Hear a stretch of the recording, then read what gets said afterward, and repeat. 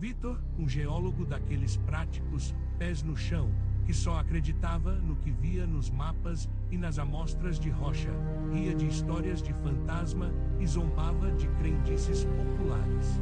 Seu mundo era ordenado, lógico, mensurável. As rochas falavam a linguagem da ciência e nada mais importava.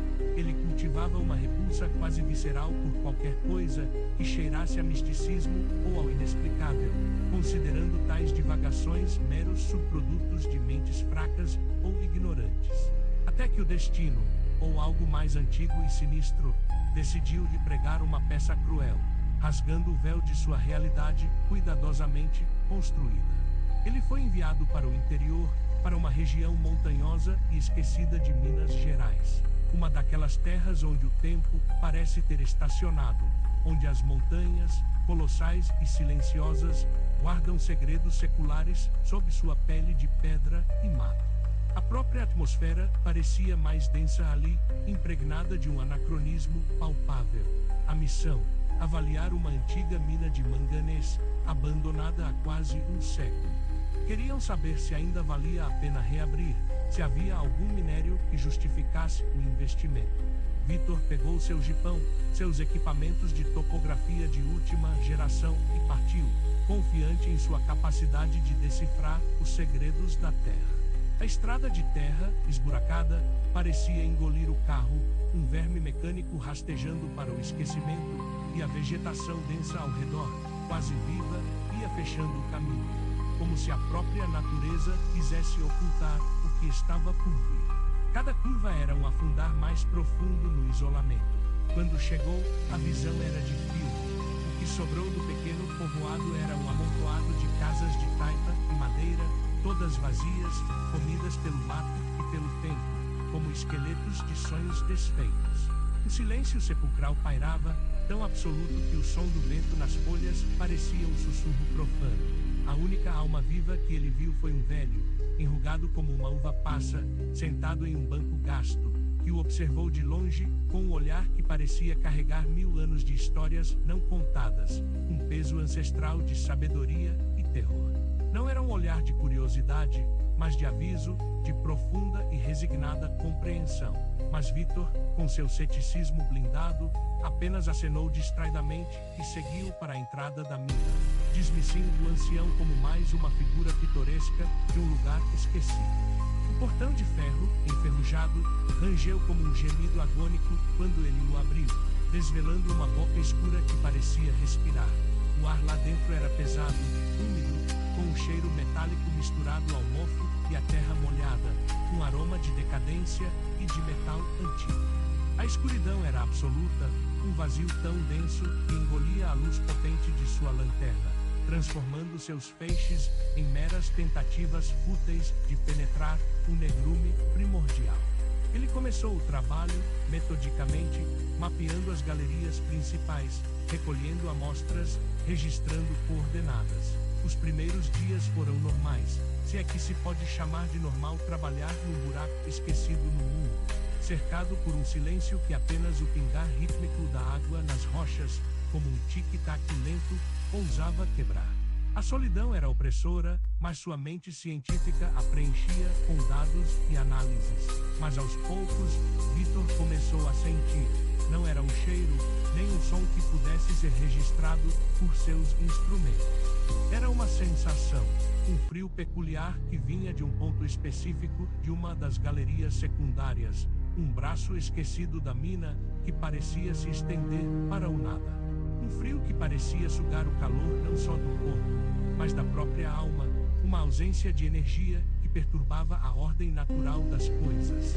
Não era o frio habitual das cavernas úmidas, mas uma frieza que parecia emanar de outro plano de existência, uma negação gélida da vida. Ignorou a corrente de ar, umidade, o cansaço do trabalho, pensou, tentando encaixar a anomalia em sua lógica. No quinto dia, ele encontrou algo que não estava nos mapas antigos da mina. Uma galeria estreita, parcialmente desmoronada, que parecia ter sido selada às pressas, quase com desespero. As rochas ali tinham uma coloração diferente, mais escura, com veios que pareciam brilhar fracamente sob a luz da lanterna.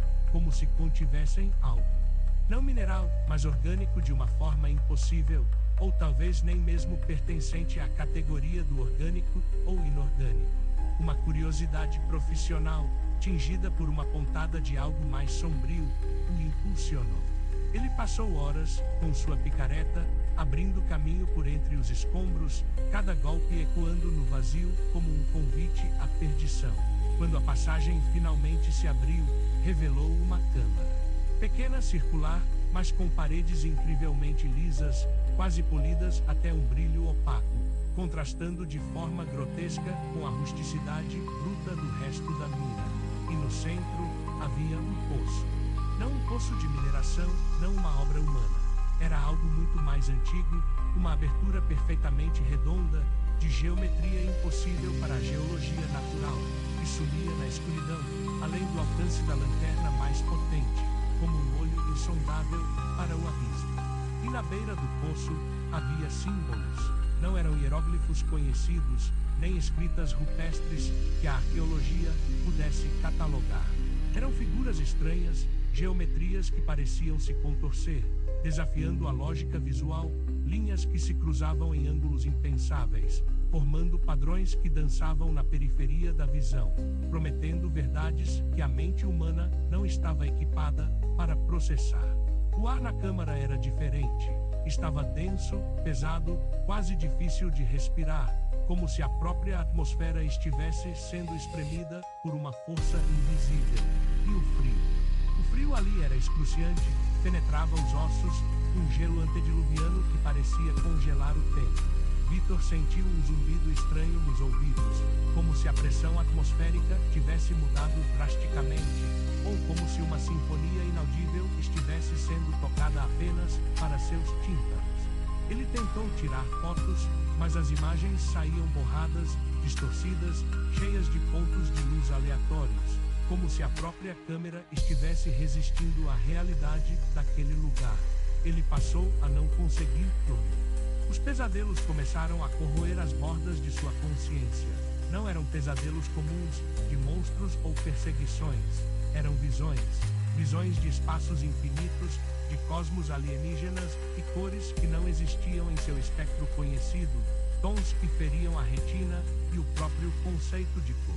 De formas que se moviam, mas não tinham corpo, apenas uma existência incompreensível, como ideias primordiais materializadas. E, acima de tudo, a sensação esmagadora de insignificância. De que ele era um grão de poeira em uma engrenagem imensa e indiferente, girando por éons antes mesmo de a Terra existir. Uma verdade que encolhia sua alma até um ponto de total aniquilação. Durante o dia, a mina parecia diferente. As sombras dançavam de um jeito que não era natural, mais vivas, mais sinistras. Ele jurava ouvir sussurros vindo do poço, vozes que falavam em uma língua impossível, sem sons articulados, mas que transmitiam um sentido direto à sua mente. Um sentido que corroía sua sanidade, pedindo-lhe que se aproximasse, que entendesse. Ele tentou racionalizar: cansaço, isolamento, a falta de nutrientes, talvez. Mas a intuição, aquela parte mais primitiva do cérebro, gritava para ele que estava errado, que algo cósmico e profano havia despertado. Vítor se viu voltando ao poço, dia após dia, quase que compelido. Como se uma força invisível, um cordão psíquico, o puxasse inexoravelmente. Ele não descia, não tinha cordas ou equipamentos adequados, mas ficava ali, debruçado sobre a borda, olhando para a escuridão abissal. E o poço parecia respirar, uma pulsação sutil que ele sentia nos dedos que agarravam a borda fria e lisa, como se o próprio abismo estivesse vivo, à espera. Certa noite, o tormento se tornou insuportável. Não suportava mais os pesadelos vívidos, a sensação de estar sendo observado, a pressão constante na mente, um peso etéreo que ameaçava esmagar sua razão. Ele sabia que tinha que ir embora, que tinha que fugir daquele lugar amaldiçoado, mas ao mesmo tempo, algo o impedia. A curiosidade se transformara em uma obsessão ardente. O medo de ir embora sem saber, sem entender. Ele pegou sua lanterna mais potente, amarrou uma corda improvisada, que ele nem sabia de onde tinha tirado, uma febril memória de um sonho talvez, e começou a descer pelo poço. A cada metro que ele descia, o ar ficava mais denso, mais frio, um frio que queimava. O zumbido em seus ouvidos se transformou em uma cacofonia de vozes impossíveis, sussurros que se misturavam a um canto monótono e gutural, um coro de entidades de outro tempo e espaço. E então ele viu. A luz de sua lanterna, antes um facho potente, parecia ser absorvida pela escuridão, distorcida, enfraquecida, como se a própria física da luz se curvasse. Ele desceu mais, e o feixe de luz finalmente encontrou algo no fundo. Não era o chão rochoso que esperava, era uma câmara, imensa, infinitamente vasta, de dimensões que se dobravam sobre si mesmas, desafiando a percepção. E no centro, não era uma criatura no sentido terrestre. Não era um monstro de olhos vermelhos ou tentáculos grotescos, nada que a biologia ou a imaginação humana pudessem conceber. Era algo muito pior. Era uma presença, uma massa informe, uma massa disforme de cores impossíveis, cores que feriam a retina, que não pertenciam ao nosso universo, que rasgavam o tecido da realidade com sua mera existência. Azul que era também um amarelo, um vermelho que era a ausência de cor. Elas se moviam em um ritmo lento, mas inexorável, como a pulsação de um coração cósmico que batia fora do tempo. E em meio a essa dança de cores e formas que desafiavam toda a física conhecida, Vitor viu. Ele compreendeu, não com a mente, mas com cada fibra do seu ser, com sua alma desnudada. Ele viu a insignificância da humanidade. Viu que éramos menos que um grão de areia, uma anomalia microscópica num universo de proporções assustadoras. Viu que a Terra, o Sol, a galáxia inteira, eram meras flutuações, acidentes cósmicos, em um mar de entidades e dimensões que existiam muito antes de qualquer conceito de tempo. Ele viu a indiferença cruel do universo, a verdade nua e crua, a certeza de que não éramos especiais, não éramos importantes, não éramos nada. A visão era tão avassaladora, tão completa, que não havia espaço para o medo, só para a total e absoluta aniquilação da mente.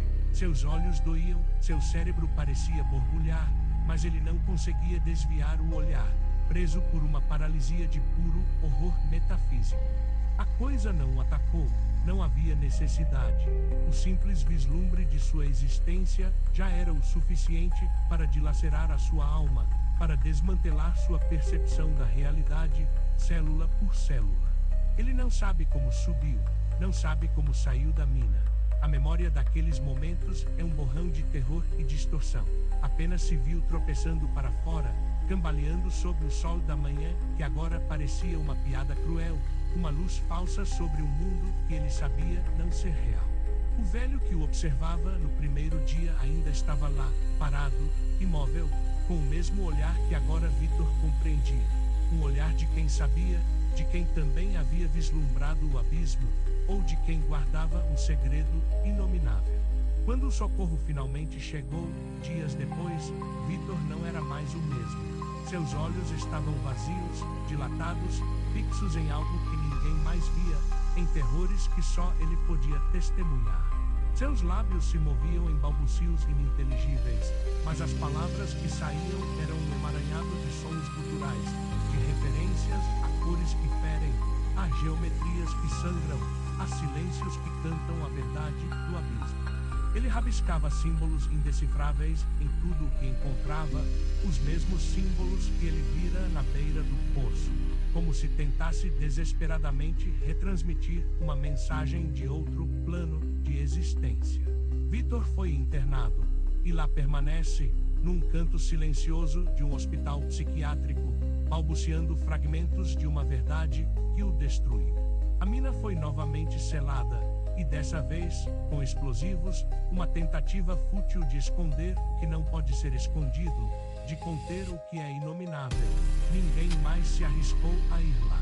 O velho do povoado, dizem, desapareceu logo depois que Vitor foi levado. como se sua missão de testemunha silenciosa tivesse chegado ao fim.